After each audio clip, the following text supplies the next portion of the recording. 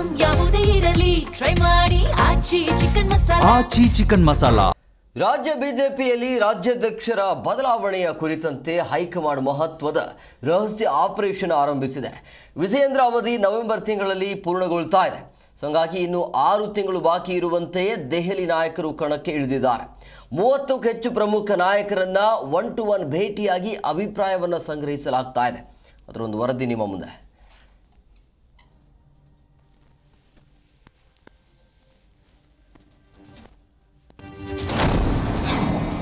ಕಮಲ ಪಡೆಯಲ್ಲಿ ಅಧ್ಯಕ್ಷ ಗಾದಿ ಕಸರತ್ತು.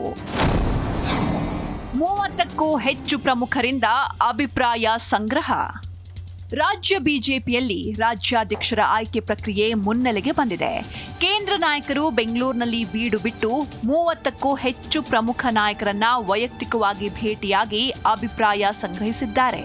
ಪ್ರಮುಖವಾಗಿ ಮುಂದಿನ ರಾಜ್ಯಾಧ್ಯಕ್ಷರು ಯಾರಾಗಬೇಕು, ಯಾವ ಸಮುದಾಯಕ್ಕೆ ಮಣೆ ಹಾಕಬೇಕು ಮತ್ತು ಯಾಕಾಗಬೇಕು ಎಂಬ 3 ಪ್ರಶ್ನೆಗಳನ್ನ ಇಟ್ಕೊಂಡು ಹೈಕಮಾಂಡ್ ನಾಯಕರು ಚರ್ಚೆ ನಡೆಸಿದ್ದಾರೆ. ಆದ್ರೆ ಎಲ್ಲಿಯೂ ವಿಜಯೇಂದ್ರ ಅವರನ್ನ ಯಾಕೆ ಮುಂದುವರಿಸಬಾರದು ಎಂಬ ನೆಗೆಟಿವ್ ಪ್ರಶ್ನೆ ಕೇಳದಿರೋದು ಕುತೂಹಲ ಮೂಡಿಸಿದೆ. 30 ಜನರನ್ನ ಹೈಕಮಾಂಡ್ ನಾಯಕರೇ ಗುರುತಿಸಿ ಕರೆ ಮಾಡಿ ಕರೆಸಿ ಅವರಿಂದ ಅಭಿಪ್ರಾಯ ಕೇಳಿದ್ದಾರೆ. ಇನ್ನೆರಡು ದಿನಗಳಲ್ಲಿ ರಾಷ್ಟ್ರೀಯ ಅಧ್ಯಕ್ಷರು ರಾಜ್ಯಕ್ಕೆ ಆಗಮಿಸಲಿದ್ದಾರೆ. ಇದರ ನಡುವೆ ಅಧ್ಯಕ್ಷರ ವಿಚಾರದ ಬಗ್ಗೆ ಅಭಿಪ್ರಾಯ ಸಂಗ್ರಹಿಸ್ತಾ ಇರೋದು ಕುತೂಹಲ ಮೂಡಿಸಿದೆ.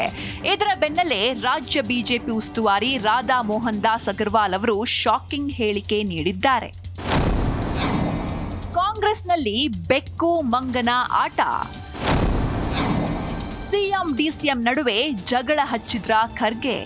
ಇದೇ ವೇಳೆ ರಾಜ್ಯ ಕಾಂಗ್ರೆಸ್ ಸರ್ಕಾರದ ಆಂತರಿಕ ಬೇಗುದಿಯನ್ನ ಬಿಚ್ಚಿಟ್ಟಿರುವ ರಾಜ್ಯ ಬಿಜೆಪಿ ಉಸ್ತುವಾರಿ ಎಐಸಿಸಿ ಅಧ್ಯಕ್ಷ ಮಲ್ಲಿಕಾರ್ಜುನ ಖರ್ಗೆ ನಡೆಗೆ ವ್ಯಂಗ್ಯವಾಡಿದ್ದಾರೆ.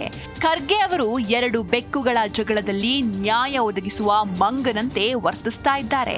ಸಿದ್ದರಾಮಯ್ಯ ಮತ್ತು ಡಿಕೆ ಶಿವಕುಮಾರ್ ನಡುವೆ ಜಗಳ ಹಚ್ಚಿ ಅವರಿಬ್ರೂ ಕಿತ್ತಾಡ್ಲಿ, ಈ ವಯಸ್ಸಿನಲ್ಲೂ ನಾನೇ ಸಿಎಂ ಆಗ್ಬೇಕು ಅಂತ ಖರ್ಗೆ ನೋಡ್ತಿದ್ದಾರೆ ಎಂದಿದ್ದಾರೆ.